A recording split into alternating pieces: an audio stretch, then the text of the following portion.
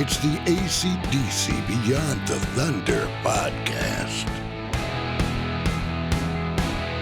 With your host, Kurt Squires.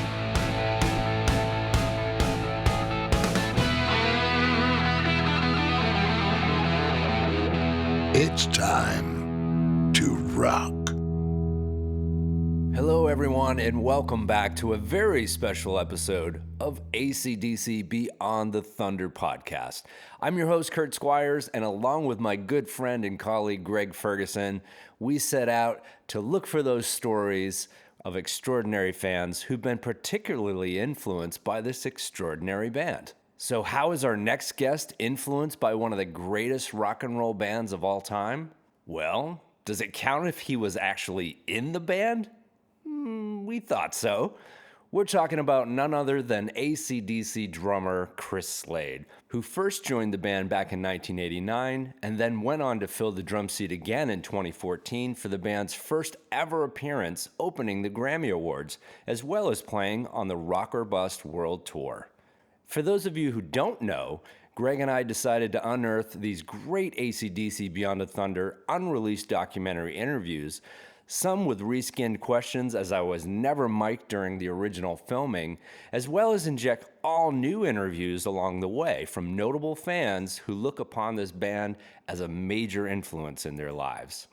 This particular interview with Chris takes place in between his tour of duty with AC/DC, which has never been heard before until now. So without further ado, let's jump into this exclusive interview with the man who brought the thunder himself, Chris Slade. Chris, thanks so much for being here. So let's get back to where it all started. I think it's safe to say there's no other skin basher that can match your rock and roll resume. You've been in countless bands, some lesser known, some obviously very well known. But I'd have to say, of all the groups you've sat behind the drum kit for, the best name outside of AC/DC has to be the Squires. That's right, Kurt Squires. Yeah, we were a few things. We started off actually as Tommy Scott and the Senators. Very, very good name. Then when we went to London and Tommy Woodward became Tom Jones. And we then became the Playboys, and then we became the Squires. Don't ask me why, we did. So the band names just changed weekly, or? Yeah, monthly anyway. But we ended up as the Squires, actually. What kind of music influenced you growing up? Jazz, to be honest. Started off listening to jazz. Of course, pop music, of course. Radio Luxembourg was the big thing back then. Which was a radio station. It was probably the only one that played pop music. I would call it pop music now, because it was in those days. Beatles and stuff like that. Even the Stones was pop music. Which drummers inspired you the most? Yeah, Buddy Rich, definitely. Some people preferred Gene Krupa, but I always preferred Buddy Rich. Great player, wonderful player. I saw him live quite a few times. And then along came Tony Williams. Many drummers will tell you those two names. Did you get a chance to meet those drum heroes? Yes, I did. Met Buddy and said hello and stuff, and met Tony very briefly in New York City once, down in Greenwich Village, where I went to see him play. Genius players, both of them. It took me many, many viewings of Buddy Rich to actually see what he was doing. Not be able to do it, but to actually see what he was doing. It's like, what the hell? How the hell does he do that? What is he doing? It took me years to work that out. You mentioned Tom Jones, who was another native Welshman. How did you hook up with him initially? My brother taught me to play drums, or a drum, marching drum. My brother Danny, who went to school with Tom, because Tom's a bit older than me. You're older than me, Tom.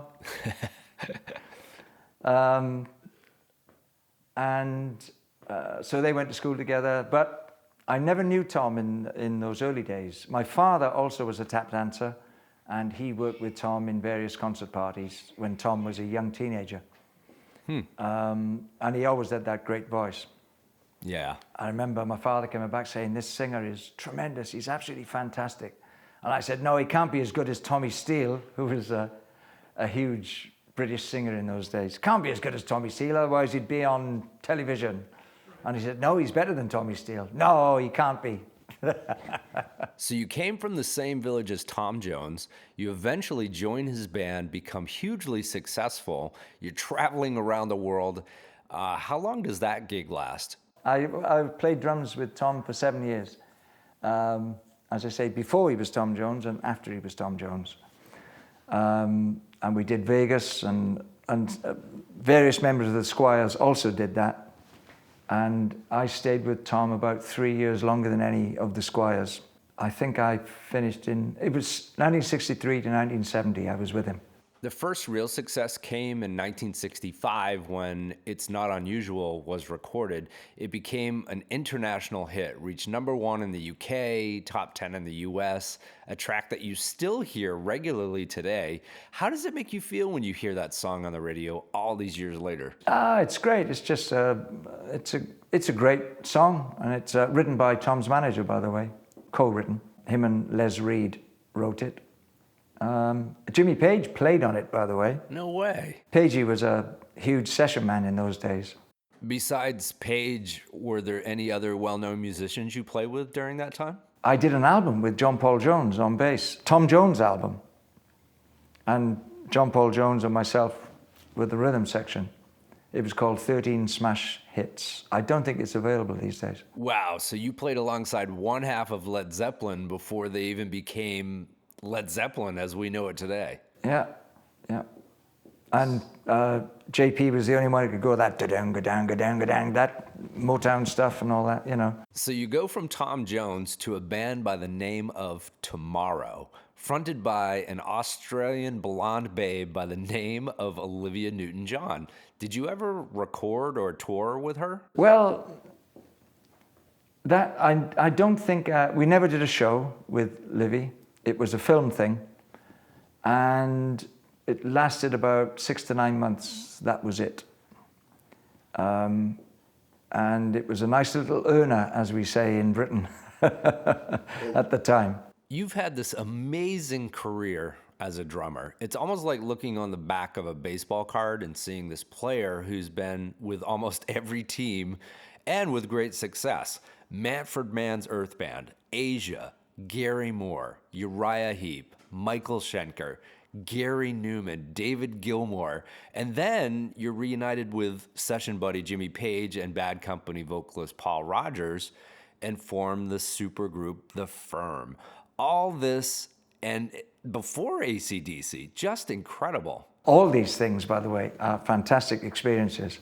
You can imagine my buzz, walking on stage with David Gilmour or Jimmy Page or Paul Rodgers or, I'm leaving people out, Tom Jones, So you're playing with all these great rock bands, touring around the world, but where does your exposure to AC/DC come into play? When was the first time you actually heard the band? Was it Let There Be Rock or Powerage or Highway to Hell? I think that was the first thing I heard, Highway to Hell. And then they did Touch Too Much, which is, I said, when I joined the band, I said, we're not doing Touch Too Much. And Mal goes, nah, you got to leave something out. I went, oh, well, just one of my favorite songs, that's all. Malcolm, classic for holding a tight fist on that coveted AC/DC set list. Always a bone of contention with fans because, as you know, they want to hear their own favorites. You want to hear your favorite, whether it's Night Prowler or whatever, Night Prowler is actually my favorite AC/DC song, which I don't think we'll ever hear live. So what was it about AC/DC that struck a chord with you? It epitomized everything that I thought rock and roll should be. And the difference actually between the Olivia Newton-John and Tom Jones was that we started off as a rock band, leather jackets, jeans, and then Tom got into the cabaret thing. We were doing Jerry Lee Lewis and Little Richard stuff, and Tom could sing all that. One of the very few singers, black or white, who can do that stuff, And AC/DC stuck to their guns their entire career, never wavering, avoiding trends, staying true, and Highway to Hell was probably the best example of that, even way deep into the disco and punk era. Yes, Highway to Hell epitomized the whole rock and roll ethic, if you like. Speaking of never wavering, during the mid to late 80s, there was definitely some tough waters for AC/DC to navigate during that heavy metal, hair metal era. Sales were slumping. Founder Malcolm Young actually sat out during the Blow Up Your Video tour to battle the bottle. And then Simon Wright, who replaced original drummer Phil Rudd back in 1983, starts to get antsy, decides to jump ship and play for Dio. So now AC/DC's out a drummer during one of the most precarious times in the band's history since Bon Scott's passing. But then one fateful night, Malcolm Young attends a Gary Moore show, who you were playing drums for. Now, where was that? Was that in the United States? I think it was in Britain, actually, but I'm not sure about that. Okay. I think it was Britain. And I think it was the Birmingham NEC, which is a stadium. Right. And they came along. They saw me play. I say only, it's a wonderful thing. It got me a chance to audition. It didn't get me the gig. They auditioned 100 top players who should be nameless. Wow. They honestly did. And people would phone in and say, hey, don't tell the guys, but I'd like to try out for you. And they did, name players, you know. So I was like, when I knew that, I was blown away. I was blown away anyway. I thought I'd blown it completely. What do you mean? The audition. What do you mean? I thought, why did you play that? Why did you say that? Why did you do that? Really. And I lost my way, and it was only an hour from my house. And I lost my way back to my house.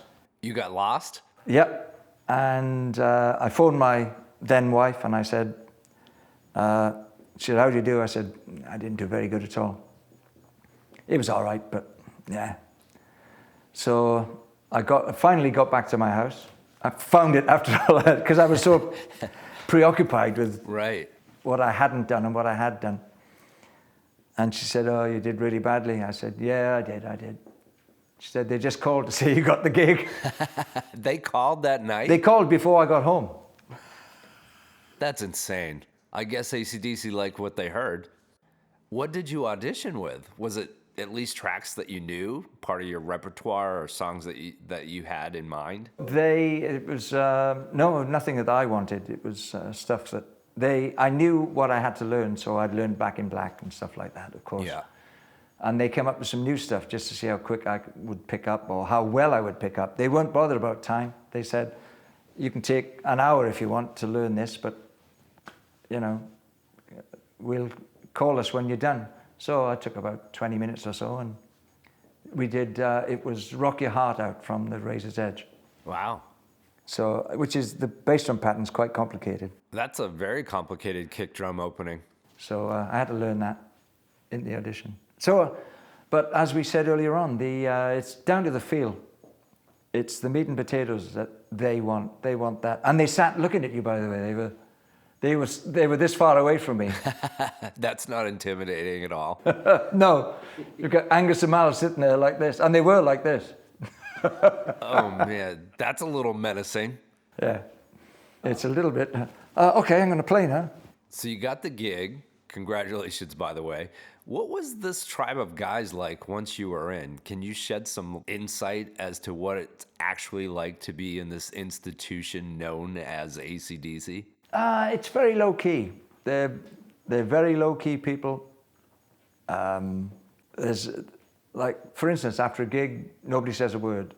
It's not like great gig or rotten gig. Why did you play that in the third bar of the second song? There's none of that. It's like nothing is said. That's a little odd, right? Or is that all part of their successful formula? It's actually, when you think about it, it's not bad at all. Because you get recrimination sometimes, you know. Oh, you screwed up the ending of that, you know. So AC/DC is like a well-oiled machine, almost businesslike. Yeah, but nothing ever went wrong. Never once. People ask me, what did you do when things went wrong? nothing ever went wrong. Never once on any show. You've played with so many musicians in your vast career, sitting in that engine room, keeping time. What was it like playing in the pocket with a band like AC/DC? Mal is the rhythm king. You know, he's got to be the greatest rhythm guitarist ever born, you know.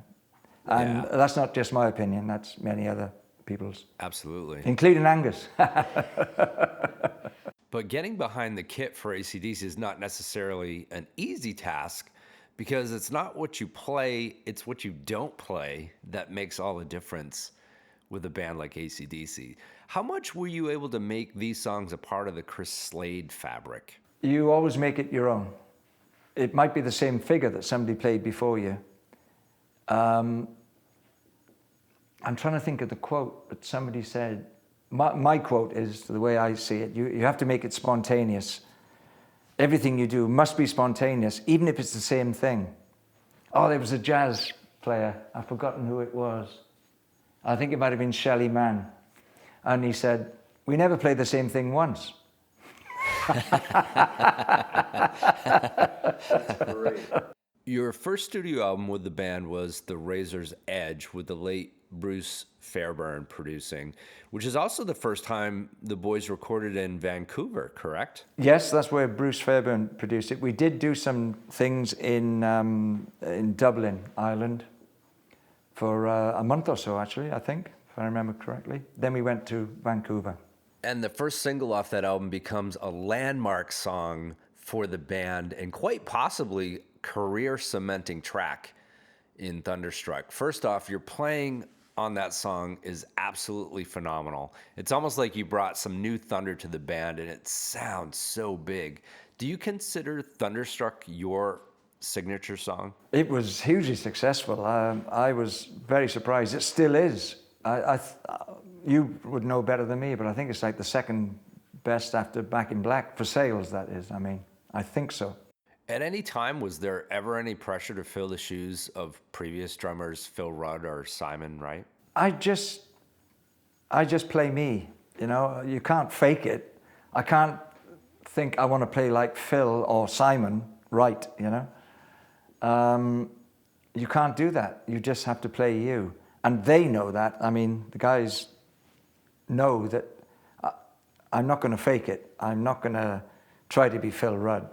You know, but I naturally play with a feel. I stole my backbeat, actually, from Steve Ferrone in the early 70s. He was with the Average White Band then, and I sat next to him. I stood this far away on a show with the Average. I was in Manfred Mann's Earth Band then, and we were on the same bill, and I sat this far away from Steve, and I went, there's nowhere else that snare beat can go except where he's putting it right now. So, and musicians do that, you know. You steal good licks, you steal all sorts of things like that. Use them and make them your own. So that's where the feel comes from. I did a session a few years back in the Pro Tools, and the producer said, you know, I had to move all your snare beats you were way behind the beat, and I had to move them all onto the beat. Why did you do that? I said, it's something you would never understand. It's called feel. I went, bye. Good for you. Good for you. Because that's what it's all about. It's that, the Americans, I think, call it a lazy backbeat. Yeah. And funny enough, a lot of British drummers do it. I don't want to get too sidetracked, which is tough with your vast career, but you mentioned playing for Manfred Mann. I've got to ask, whose idea was it to cover Bruce Springsteen's Blinded by the Light? It's such a phenomenal version. Manfred's. And he did the arrangement. I put a lot of production ideas into that, actually. Manfred will say that. He'll admit to that. In that, there was chopsticks. Ding, ding, ding, ding, ding, ding, ding, ding, ding, ding. I love that part. I said, I'll play that. Manfred said, no, I'll play it. I'm a big fan of Springsteen.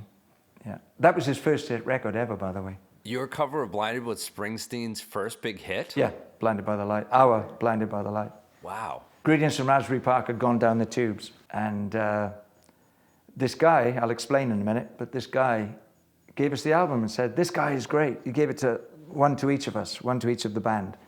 And he said, this guy's great, check it out. And, we thought it was great, really.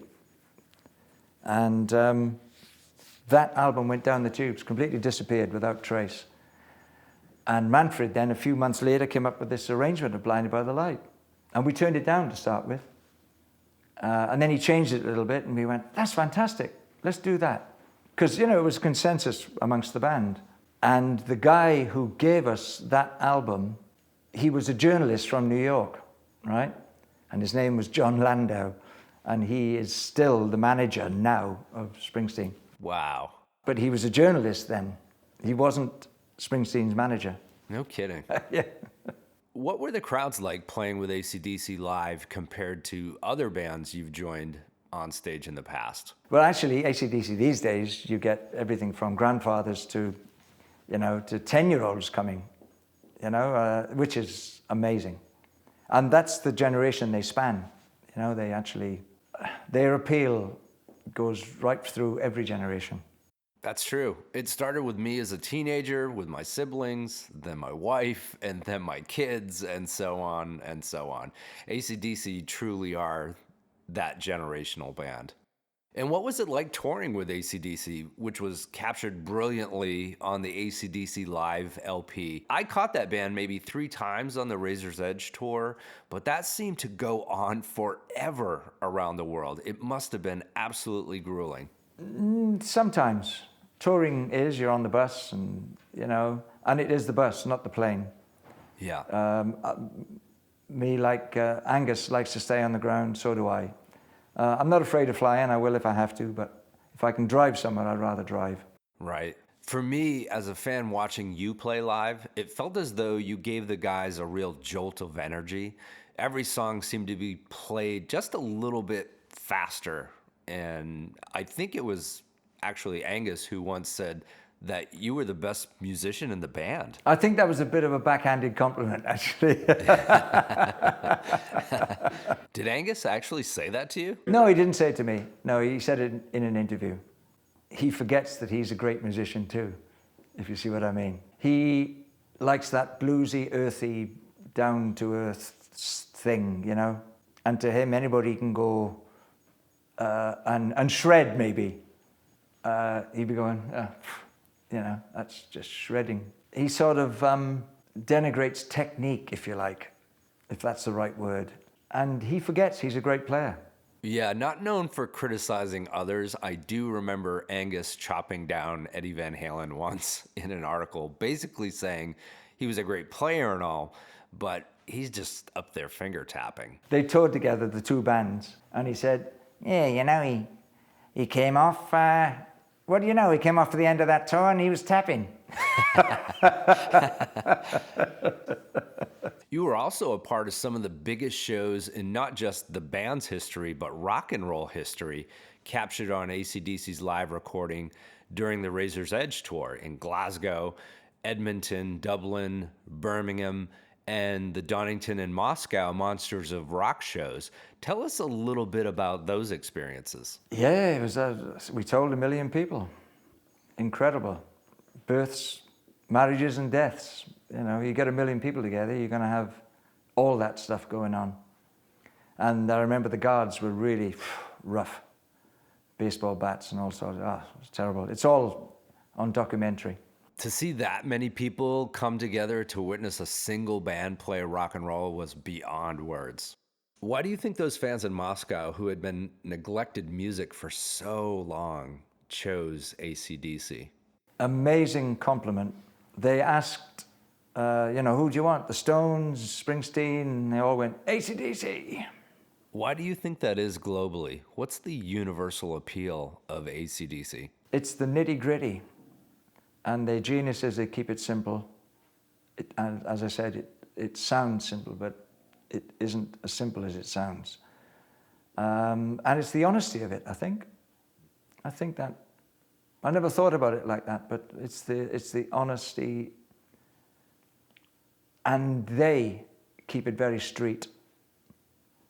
They don't wear flash clothes, they don't drive flash cars, even though they could afford to.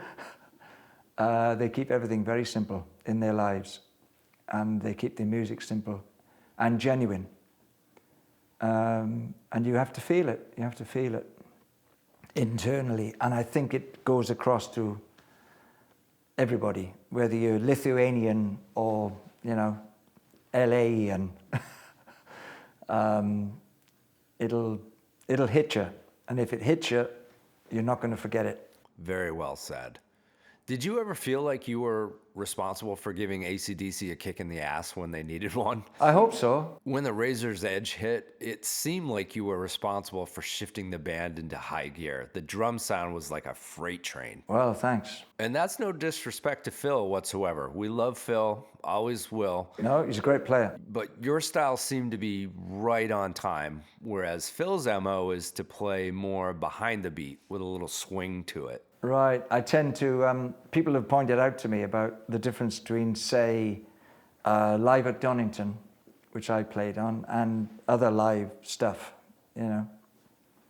And they go, look. And I go, oh, okay. All right. If you see that, that's fine. One of my all-time favorite AC/DC songs is a track that you played on called Big Gun, off the soundtrack for the Arnold Schwarzenegger film, The Last Action Hero. All right. Which was produced by longtime fan Rick Rubin. It was with Rick Rubin, yeah. Any memories from that session you'd like to share? There was this one track and it was speeding up. Oh, well, we're playing away and it was losing the feel, and Mal goes, it's not feeling right, Mal and Angus. It's not feeling right. There, what are you playing? I'm playing this. Well, it's just not feeling right. And I was playing to a click, which is very, very unusual. Damn click tracks. Very unusual, but they had some things already down, so I was playing along to that, and they were trying to put some things over the top. It's not feeling right. It's not feeling right. Okay, so I said, let me listen to the click. And the engineer goes, what do you want to listen to the click for? It's electronic. I go, I just want to listen to the click. And I said, click speeding up there. It can't speed up. It's electronic. So 20 minutes later, after a huge heated argument, I said, it's speeding up, it starts speeding up there, and I'm following the click, and the guitars are trying to follow me, and they can't. The click is speeding up. No, it's not. Look, just check it, okay? He said, came back 5 minutes later, said, I'm sorry, it's where I spliced the tape. So you have bat ears, basically, when it comes to the beat. Well, for tempos and timing, yes. Yeah, I'm blessed or cursed with perfect tempo. Some people have perfect pitch. On my good days, I've got perfect tempo. You also appeared in the Big Gun video shot in a hangar in LA, which features none other than the Terminator himself, Arnold Schwarzenegger. What was it like seeing him dressed in a schoolboy uniform? That was funny. He's quite a funny guy, actually. Is he? Yeah, he tells jokes and does funny things, And what was that whole day like? AC/DC were around this little table, and all the crew guys, the film crew guys, this is, we're all sitting there, we're having lunch, and this Hummer comes in. So we were right on the corner, and there was another table right next to us. So he drives up in his Hummer, and he drives over to the tables. And he drives to that table, and he's pushing the table with the edge of the hammer. This table that's next to us. That's great. With a big, big cigar. Yeah. Oh, of course. Quite a funny guy. He was just great, he was good. And he was as big as I thought he was. Yeah, especially around AC/DC. Oh, yeah. To see him and Angus together. Schwarzenegger's about 6'3", is he, something like that? Somewhere around there, I think. Yeah. And like this, And Angus is half that size. I'm half that size. And how did the band like being associated with the soundtrack in the film Last Action Hero? I don't think they cared much for the movie or the movies in particular, although Angus is a big movie buff. It's too bad Big Gun, the last studio track you've ever played on with AC/DC, doesn't get any love as a setlist contender live, because it truly is a killer riff. They played the riff to me flying over the Atlantic, I'll never forget. I think I was sitting next to Brian, and the guys, Angus and Mal were behind. And they played this thing, and I went, that's a great riff, because it is a fantastic riff. Sort of Peter Gunn type riff, you know. But they had a whole other slant in it. I thought it was great, tremendous. And I remember in front of us, Michael Caine and his wife were sitting in front of us, and they were watching a movie, and he was watching an Australian movie called Strictly Ballroom. And he was cracking up at this movie, Michael Caine. And I went, keep the noise down, will you, Michael? So following that excellent one-off track with Big Gun, you head into rehearsals with the band to record Ball Breaker, and then Phil Rudd, AC/DC's original drummer, who parted ways with the band for going on 15 years or so. Yeah, I think it was 12, actually. Yeah. I always say I only got to wait 12 years, I can get my gig back. So you've completed all the drum tracks for Ball Breaker, and then Phil calls up Malcolm and asks if he can rejoin the band and sit behind the drum kit once again. Is that basically what happened? It was basically that, yeah. My answer was, if it ain't broke, don't fix it, goodbye. And that's the way it went down. After that devastating decision, you still kept in touch with some of the band members? With Brian and Cliff, yeah, I do. They're very ordinary guys. I mean, people wonder what it's like inside there. It's actually, in rock and roll terms, it's quite boring. In rock and roll terms. It's very businesslike, it's very professional. Bang, do your gig, get on with it. With a song like Thunderstruck, you were able to leave this indelible impression for generations to come, which can be heard in stadiums, arenas, parades, movies, advertising. They use it in the army as well, by the way. Oh, right, of course. When I was in Afghanistan, the Special Forces guys came up and said, we use it for training, especially for jumping, especially parachute jumping, to get everybody fired up. And it's specifically Thunderstruck. We all know why, right, Chris? It's the drums. Do I think it's the drums? I hope it is. It's the whole thing. You know, as I said earlier on, it's the jigsaw that's AC/DC. You take one thing away and it won't sound the same. That's a nice way to put it. Yeah, it is the jigsaw. Yeah, it does fire up a lot of people. And we used to open with that. We used to open with that track. Now, how many people do you know can open their show with their latest hit and then go on to tear the place apart? That's right. I remember you rising up from the stage floor in the pitch dark with nothing but the sound of your hi-hat and rolling thunder, which I thought was a fantastic addition to that song. Kind of wish they had used the sound of thunder on the actual single, not unlike the tolling of Hell's Bells or the firing cannons. Believe it or not, that was my idea. Was it really your idea? Yeah, I swear to God, yeah. I said to the guys with Thunderstruck, I thought you would have used thunder to open the track, you know, like a thunderstorm to open the track. And they both went, they didn't say anything. That's so them. You hear those little cues and it becomes an ominous character within the song. Yeah.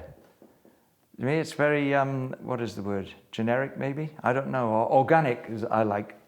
You know, it's thunder. I did say that to Greg the other day. I was like, why don't they use the rolling thunder sound in the beginning of Thunderstruck? Yeah. See, I love little things like that, production things like that. And to me, it would have been obvious to use that. But I'm glad they used the idea, you know, and they used it on the live show and live album and everything. Great. There's actually a great photo of all three AC/DC drummers, Phil Rudd, Simon Wright, and yourself, backstage at the Forum, which is a really cool shot. Did you ever think you'd be a part of that AC/DC family? Funny enough, I was on tour with David Gilmour and Mick Ralphs. And I woke up one morning on the bus again, and they had this track playing. I went, what is that? And they said, and of course this was 84. I said, what is that? He said, it's Back in Black album, AC/DC. I went, oh, sounds great, sounds fantastic. And Mick Ralphs from Bad Company, right, guitarist Bad Company, he goes, that'd be a great gig for you, Slade. Talk about being prophetic. I'll never forget him saying that. I saw him just a few weeks ago, Mick, and he said, yeah, I remember saying that. That'd be a great gig for you, Slade. So 6 years later, I was in the band. That's amazing. Here's an important question. Sitting up high on the drum riser and seeing Angus go through his striptease routine every night right in front of you, were there some moments that you maybe saw a little too much? Yes, some nights. TMI. What makes AC/DC so appealing across so many diverse cultural backgrounds around the globe? It's that street thing. It is that street thing. And the emotion, it's pure rock and roll. Yeah. It's stripped down to its basic. It's a rock band rocking. And they're great songs, you know, like heavy metal. No, it ain't. Not even Led Zeppelin are heavy metal, you know? Mm-hmm. It's rock songs with great hooks. Yeah. You know, and like Shook Me All Night Long. What a great record, you know? Right. Back in Black, Mal took that along to Angus and went, this has been driving me crazy. You know, is it any good? Or should we just dump it? You know, gang, get a gang, get a gang. Yeah, it might be all right, you know? It might be all right, Malcolm. We'll try it. Chris Slade, thank you so much for bringing the thunder to AC/DC, for stepping in to help keep this magical band running right along the track, and for being such a great guy. AC/DC Beyond the Thunder leaves you with our final question, which we end all of our shows with. If you had one word to describe this band called AC/DC, what would it be? Genius. Absolute genius. Rock and roll genius. Oh, that's 3 words. 4 words. Oh, my God. Chris, that was awesome. Thank you so much. Thank you. AC/DC Beyond the Thunder theme song, Trailer Trash, written and performed by Gannon Arnold. VO talent by Bruce Jacobson. Cinematography and sound recording by Greg Ferguson. Edited and mixed by Eric Kiel. Brand ambassador and marketing guru Gino Bona. Written, directed, and hosted by Kurt Squires. Produced by Gino Bona, Greg Ferguson, Eric Kiel, and Kurt Squires. AC/DC Beyond the Thunder is a Squires LLC current motion production.